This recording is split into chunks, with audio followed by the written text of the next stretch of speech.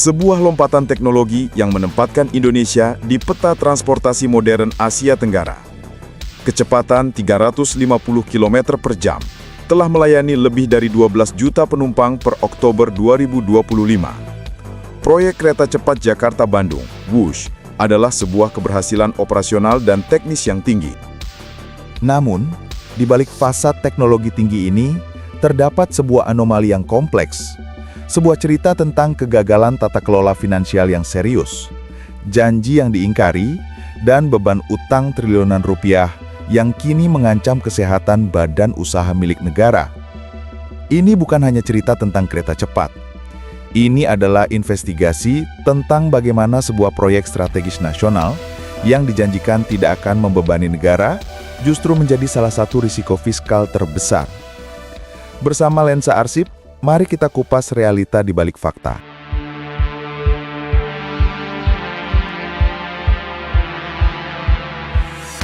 Kisah ini dimulai dari dua motif, kebutuhan teknis untuk mengurangi kepadatan lalu lintas Jakarta-Bandung dan ambisi politik sebagai simbol modernisasi.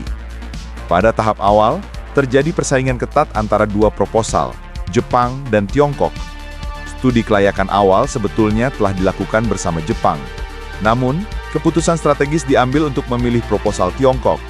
Alasannya fundamental, dan ini adalah janji politik utamanya. Tiongkok menawarkan skema business to business atau B2B murni. Proyek ini tidak akan membebani APBN dan tidak memerlukan jaminan pemerintah secara langsung.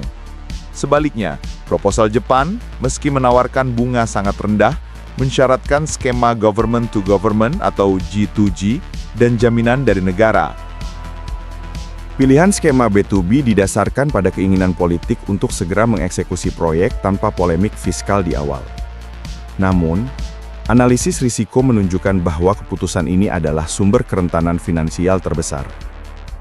Tanpa jaminan fiskal dari negara, seluruh beban utang dari China Development Bank atau CDB jatuh ke pundak konsorsium BUMN Indonesia, yaitu PT KAI dan PT Pilar Sinergi BUMN Indonesia. Sebuah konsorsium yang diisi oleh Wijaya Karya, Jasa Marga, dan PT PN 8. Ini menciptakan apa yang disebut sebagai ilusi fiskal jangka pendek. Risiko fiskal tidak hilang, ia hanya ditransfer ke neraca BUMN. Sebuah ilusi yang kelak meledak dalam bentuk utang triliunan rupiah. Janji awal untuk tidak membebani APBN telah gagal total. Jauh sebelum keputusan final dibuat, suara-suara kritis dari dalam pemerintahan sendiri telah muncul. Menteri Perhubungan saat itu, Ignatius Jonan, secara terbuka menyuarakan keraguannya. Jonan berargumen bahwa rute Jakarta-Bandung sepanjang 142,3 km terlalu pendek untuk sebuah kereta berkecepatan tinggi dapat mencapai efisiensi operasional. Menurutnya, kereta cepat baru akan masuk akal jika menghubungkan jarak yang lebih jauh, seperti Jakarta-Surabaya. Jonan juga mempertanyakan prioritas proyek ini di tengah kebutuhan mendesak untuk mengembangkan infrastruktur kereta api di luar Jawa. Keberatan-keberatan dari seorang menteri teknis ini menunjukkan bahwa potensi resiko dan kelemahan fundamental proyek sebenarnya sudah teridentifikasi sejak awal. Namun momentum politik untuk mewujudkan sebuah proyek monumental terbukti lebih kuat. Peringatan dini itu pada akhirnya dikesampingkan.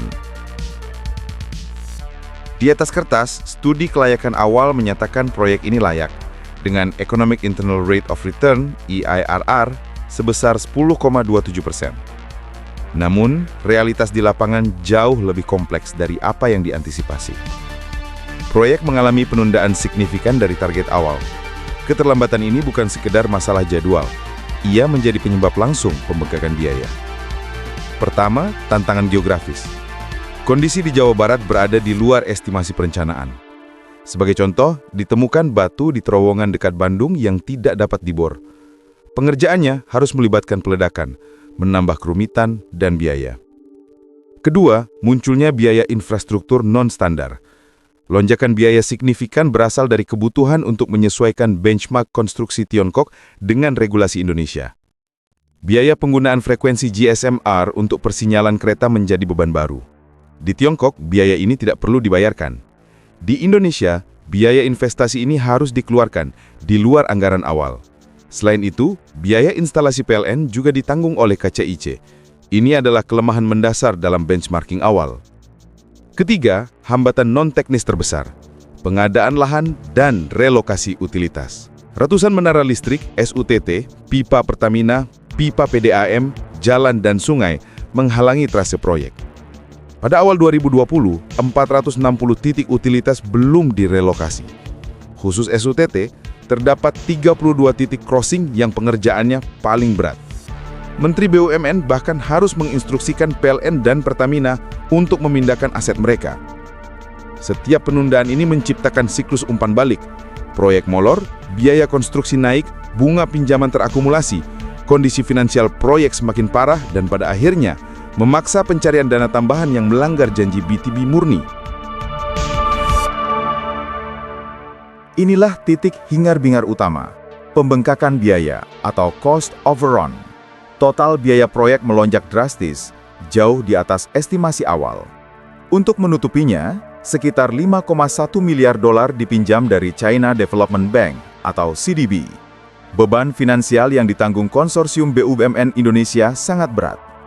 Per Juni 2025, PT Pilar Sinergi BUMN Indonesia mencatat kerugian sebesar 1,62 triliun rupiah.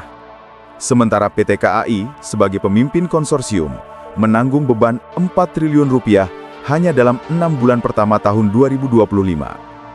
Beban ini diproyeksikan melebihi 6 triliun rupiah pada tahun 2026 jika tidak ada penanganan utang yang efektif. Meskipun kereta beroperasi dengan penumpang tinggi, biaya debt servicing dari utang CDB yang masif jauh melebihi pendapatan. Proyek ini telah menjadi bom waktu bagi kesehatan keuangan BUMN. Per Oktober 2025, pemerintah Indonesia sedang berupaya merestrukturisasi utang puluhan triliun ini. Negosiasi alot dengan Tiongkok berlangsung untuk menyesuaikan tenor pinjaman dan suku bunga. Upaya restrukturisasi ini adalah pengakuan formal bahwa skema B2B telah gagal. Di tengah krisis utang, muncul isu yang lebih serius, dugaan penggelembungan anggaran atau markup. Isu ini disorot publik pada Oktober 2025 oleh Mahfud MD. Perhitungan yang beredar menunjukkan biaya HUS di Indonesia mencapai 52 juta US dollar per kilometer. Angka ini dibandingkan dengan benchmark di Tiongkok yang hanya 17-18 juta US dollar per kilometer. Perbedaan signifikan yang mencapai 3 kali lipat ini menimbulkan dugaan kuat adanya markup. Pertanyaannya, apakah selisih biaya ini murni karena kompleksitas teknis di Indonesia? Atau adakah inefisiensi dan korupsi? 1 kilometer kereta WUS itu 52 juta US dollar. Tapi di Cina sendiri hitungannya 17-18 juta US dollar. Naik 3 kali lipat kan? Ini yang naikkan siapa, uangnya kemana? Hukum pidananya bisa ada kalau itu betul markup. Di Cina itu harganya dulunya hanya disebutkan 17-18, kok sekarang jadi 53 juta US dollar. Sebuah temuan konkret mengenai integritas proyek datang dari Komisi Pengawas Persaingan Usaha, KPPU. KPPU menjatuhkan denda total 4 miliar rupiah kepada 2 perusahaan, PT CRRC Sifang Indonesia dan PT Anugrah Logistik Prestasindo.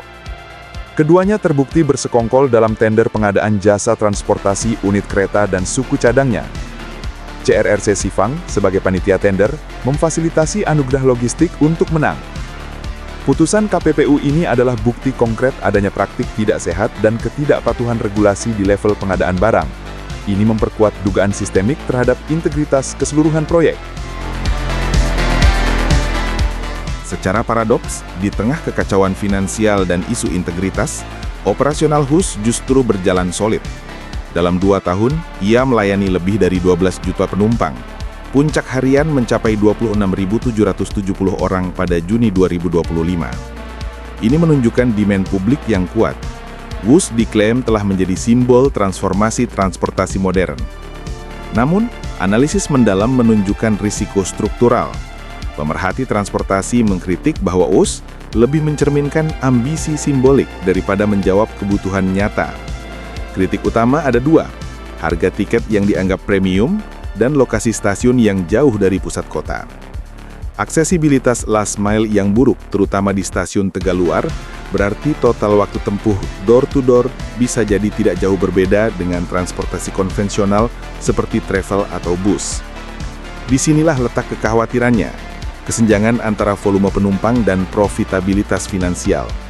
Capaian 12 juta penumpang memang mengesankan, tetapi kerugian triliunan rupiah BUMN menunjukkan volume tinggi ini tidak menjamin proyek financially sustainable. Jika WUS gagal menjadi layanan inklusif dan tetap menjadi barang pajangan premium karena lokasi stasiun yang terpencil, demand bersiko stagnan setelah euforia awal. Ini akan menghambat pendapatan jangka panjang dan memperparah krisis utang yang sudah ada. Proyek kereta cepat Jakarta-Bandung adalah sebuah dilema. Di satu sisi, ia adalah keberhasilan teknis dan operasional yang spektakuler. Di sisi lain, ia adalah kegagalan finansial, etika, dan sosial yang mendasar. Keberhasilan operasional tidak dapat menutupi kenyataan bahwa proyek ini, per Oktober 2025, telah menjadi beban finansial signifikan bagi negara melalui kesehatan BUMN. Tanpa restrukturisasi utang yang ambisius dan perbaikan aksesibilitas last mile, keberlanjutan proyek ini sangat terancam. Pengalaman WUSH memberikan pelajaran penting untuk tata kelola proyek strategis di masa depan. Pentingnya studi kelayakan berbasis resiko real, transparansi keuangan, dan kepatuhan pada manajemen sosial lingkungan yang ketat. Proyek WUSH adalah pelajaran mahal tentang bahaya mengutamakan kecepatan politik dan simbolisme di atas kehati-hatian finansial dan tata kelola yang transparan.